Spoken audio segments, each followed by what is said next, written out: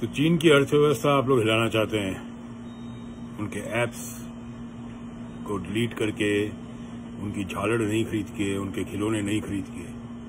बहुत खूब। कहां से आइडिया आते हैं आप लोगों को ये सब? देखिए, चीन की अगर आपको अर्थव्यवस्था को हिलाना है तो चीन के कंपटीशन में काम करना पड़ेगा। जैसे रेस होती थी स्कूल में, आप बोलो मैं तो रेस का बहिष्कार कर रहा हूं, तो इसका मतलब नहीं कि आप रेस जीत गए, आप डर गए। अमेरिका है ना, जिस देश में मैं बैठा हूं, ये सबसे बड़ा कंज्यूमर मार्केट है दुनिया का, और ऐसा कोई भी देश नहीं है पूरी दुनिया में जो अमेरिका में एक्सपोर्ट नहीं करता। यहां का राष्ट्रवाद फरेब नहीं है। यहां पे जबरदस्ती किसी को बोला नहीं जाता कि अमेरिका पापा इज ग्रेट, नहीं, ठीक है। मगर यहां पे जनता खुद बड़ी राष्ट्रवादी है, चाहे सरकार कोई भी हो। अभी हाल फिलहाल में मैं आपको बता देता हूं जो हो रहा है यहां पे। यहां की जनता खुद ही सामान नहीं खरीद रही चीन का बना हुआ। जैसे $1 में समझिए साबुदानी आती है और किसी और देश से आ रही है, वो $1.25 में आ रही है, $1.5 में आ रही है, वो $1.5 की खरीद रहे हैं, मगर मेड इन चाइना का नहीं खरीद रहे। हमारे यहाँ पे क्या है कि बड़े उटपटांग से चुटकुले पैदा किए जाते हैं। जो नेता हैं वो तो जुमले देते हैं, कुछ पत्रकार चुटकुले देते हैं और आवाम उसके मजे लेती है। मुझे ये समझ नहीं आ रहा कि ओलंपिक्स ऑफ बिजनेस में, ओलंपिक्स ऑफ बिजनेस समझते हैं क्या होता है?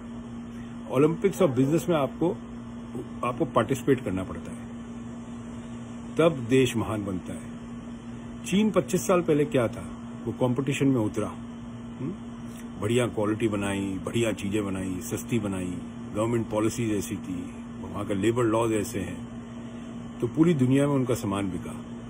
हमारे यहाँ क्या है कि चिंडी चोरी बहुत है, चलता है, एटीट्यूड बहुत है कि चला लेंगे, चलता है। मैं आपको अपने ट्रेड की बता देता हूँ। हमारे ट्रेड में एक तरह का आभूषण बनता है जिसको बोलते हैं कुंदन का काम होता है। वो पहले बीकानेर में हुआ करता था किसी जमाने में, और ये जो आए थे मुगल एम्परर्स, ये उनकी ज्वेलरी थी, वो छोड़ के गए अपनी विरासत यहाँ पे। कुंदन मीने की जवाहरात, किसी भी झोरी से पूछिएगा। आपको पता है कुंदन मीने की जो ज्वेलरी चाइना बनाने लग गया था, और इंडिया के जो ज्वेलर बैठे थे आउट ऑफ मार्केट हो गए थे। हमारे ट्रेड में ऐसा कोई पत्थर नहीं है जो चाइना नहीं बनाता।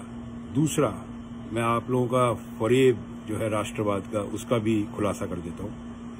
हमारे ट्रेड में ऐसे कई लोग थे जिन्होंने ग्वांगजू जाके फैक्ट्री खोली थी, जो इंडस्ट्रियल एरिया है चाइना का। आप में से बहुत लोग चाइना गए नहीं है, जाके देख के आइए चाइना में किस हिसाब से काम होता है। वहां पे 1000 पीस का ऑर्डर देते हैं ना, तो 1000 के 1000 पीस सारे करेक्ट होते हैं, कहीं गलती नहीं निकाल सकते। मैं आपको बोलता हूं, मेरी खुद की फैक्ट्री थी जयपुर के अंदर 2014 तक, मैंने बंद क्यों करी? बिजली नहीं आती थी 8 घंटा। एक्सपोर्ट लगाते थे, जो वहां पे अप्रेजर होता था उसको हर एक इनवॉइस पे पैसा खिलाना पड़ता था। ये चिंडी चोर जहां बैठे थे सब जगह, फिर कोई भी त्योहार आ जाए तो कभी डाकिया आ जाएगा, कभी कोई आ जाएगा, साहब दिवाली की मिठाई दे दो, दिवाली का ये दे दो। ये सब चाइना में नहीं होता है। चाइना में वर्क एथिक्स बहुत स्ट्रांग है, बहुत स्ट्रांग वर्क एथिक्स है। इसलिए चाइना दुनिया में कंज्यूमर मार्केट में नंबर 1 था। यहां तक कि अमेरिका का कंज्यूमर मार्केट चाइना ने खत्म कर दिया था। अमेरिकन कंज्यूमर मार्केट जो था, यहाँ पे मैन्युफैक्चरिंग जो होती थी अमेरिका में, वो चाइना ने खत्म करी थी धीरे धीरे, बिकॉज कंपटीशन के अंदर वो अमेरिका से भी सस्ता सामान बनाने लग गया था, तो अमेरिकन चाइना का सामान खरीदने लग गए थे। और आप लोग बात करते हैं झालड़ से आप चीन की अर्थव्यवस्था हिला देंगे। उनके ऐप्स जो हैं, जिसपे आजकल जितने बेरोजगार लोग हैं जो कि टिकटॉक पे अपना काम करते रहते हैं, वो टिकटॉक को आप लोग डिलीट करना चाहते हैं, जिससे चीन की अर्थव्यवस्था हिल जाए। मुझे लगता है जो आप लोगों को ये सुझाव देते हैं ना, उनके ऊपर का जो माला है ना, वो बिल्कुल हिला हुआ है, वो करेक्ट सुझाव नहीं दे रहे। नहीं, चीन से अगर आपको कम्पीट करना है तो उनके साथ वो ही खेल खेलिए। अगर हम कोई चीज ऑर्डर करते हैं आपको, से फॉर एग्जाम्पल ये डंबल है, मैं आपको बताता हूं, अभी डंबल है, देखो कहां का है, ये सुनना आप, ये डंबल 1 साल पहले खरीदा हुआ था, मेड इन चाइना, ठीक है। तो आप ये समझ जाइए कि अगर आपको कंपटीशन में उतरना है तो आपको क्वालिटी में उतरना पड़ेगा। आप लोग अभी तक बिलीव करते हैं क्वांटिटी में, क्वालिटी में बिलीव नहीं करते। That's the problem in India. और किसी भी मैन्युफैक्चरर से पूछ लेगा, चाहे वो कपड़ा बनाता हो, कपड़े बनाने की फैक्ट्रियां इंडिया में बंद हो गई। कपड़े बनाना सारा का सारा अमेरिका जितना कपड़ा खाता है वो सारा बांग्लादेश, वियतनाम, इंडोनेशिया चले गया। पूछिए कोई गारमेंट एक्सपोर्टर्स से क्या हाल है आज की तारीख में, क्योंकि वहां फैक्ट्री चलाना एक तरह से बहुत बड़ा काम है इंडिया में आज की तारीख में, बहुत बड़ा काम। जो लोग फैक्ट्री चला रहे हैं इंडिया में, आपको सलूट है। हर जगह ट्रेड यूनियंस हैं, फैक्ट्रियां बंद करवा देते हैं। महाराष्ट्र में एक ट्रेड यूनियन लीडर हुआ करते थे, उनका नाम था दत्ता सामंत। उनका एक ही काम होता था, फैक्ट्रियां बंद कराना, लोगों को ब्लैकमेल करना। तो भाई अगर आपको चाइना को हराना है तो चाइना के साथ कम्पीट करिए। उनके माल को बैन करके आप कुछ नहीं कर सकते, कोई अर्थव्यवस्था नहीं हिला सकते चाइना की। और आपको क्या लगता है कि सिर्फ आप ही चाइना का सामान खरीदते हैं और दुनिया में कोई नहीं खरीदता? आपने बैन कर दिया तो चाइना की अर्थव्यवस्था हिल जाएगी। स्क्रू डील है आप लोगों के और आपके नेताओं के, जो आपको इस तरह के सुझाव देते हैं। और जो लोग ये बात करते हैं कि झालड़ नहीं खरीदनी इस दिवाली पे, हर दिवाली पे बात होती है ना, झालड़ नहीं खरीदनी, बड़ी अर्थव्यवस्था हिल जाती है चीन की। थोड़ा समझ का इस्तेमाल करिए, कंपटीशन में उतरिए। कंपटीशन का जमाना है, कंपटीशन से भागिए मत। समझ में आई?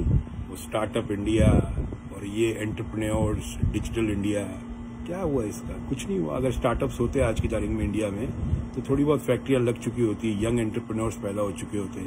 आज जो 24 साल 25 साल का लड़का जो रात के 3 बजे लोगों को ज्ञान बांटता रहता है सोशल मीडिया पे, उसको रात को 10 बजे सोता है, सुबह अपनी फैक्ट्री चलानी थी उसको। ऐसा कुछ भी नहीं है। मजदूरों का क्या हाल हो चुका है आप ये सोच सकते हैं, ठीक है ना? जहाँ पे मजदूरों का, जहाँ पे एक 10 साल का बच्चा घर के नौकर को छिछी करके बुलाता हो, चुटकी करके बुलाता हो, जिसको इज्जत नहीं है लेबर की, वहां पे कभी भी लेबर इतनी सक्षम नहीं हो सकती कि वो चीन जैसी कंट्री से कम्पीट कर सके।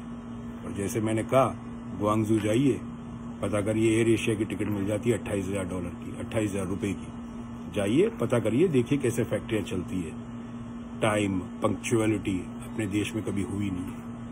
चाइना में अगर ऑर्डर देते हैं कि 29 तारीख को डिलीवरी चाहिए तो 29 तारीख को डिलीवरी होती है। इंडिया में नंबर 1 प्रॉब्लम इस पंक्चुअलिटी नहीं है। ना नेता पंक्चुअल है, ना आवाम पंक्चुअल है।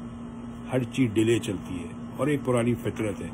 चला लेना भाई साहब, चल जाएगा। जहां 800 पीस दिए वहां 200 और चला लेना, इसे घुसा देंगे। तो ये बैन करने की और डिलीट करने की ये जो कहानी आप लोगों ने डाली है, इससे बाहर निकलिए और कंपटीशन में उतरिए। इतनी बड़ी आईटी इंडस्ट्री है, खुद के ऐप नहीं बना सकते आप, खुद का फेसबुक नहीं बना सकते, खुद का ट्विटर नहीं बना सकते। और गजब की बात यह है, ट्विटर कंपनी में और फेसबुक में सबसे ज्यादा आज की तारीख में इंडियंस काम कर रहे हैं अमेरिका में। और इंडिया में बैठ के वो लोग ट्विटर और फेसबुक जैसी चीज नहीं बना पा रहे। यहां तक कि जो आपकी एक कंपनी थी फ्लिपकार्ट, जो उसमें बंसल ब्रदर्स थे, वो भी अमेजोन में काम करते थे। वो यहां से सीख के आए जब उन्होंने फ्लिपकार्ट डाला था वहां पे। समझ में आई आपको बात? इसके आगे कहानी क्या है? अभी भी अमेजोन इंडिया कंपटीशन दे रहा है। अमेजोन इंडिया ने कितनी कंपनियां खरीदी वहां पे, आप लोगों को पता भी नहीं है आज तक। कंपटीशन करिए, भागिए मत। जय हिंद, भारत माता की जय।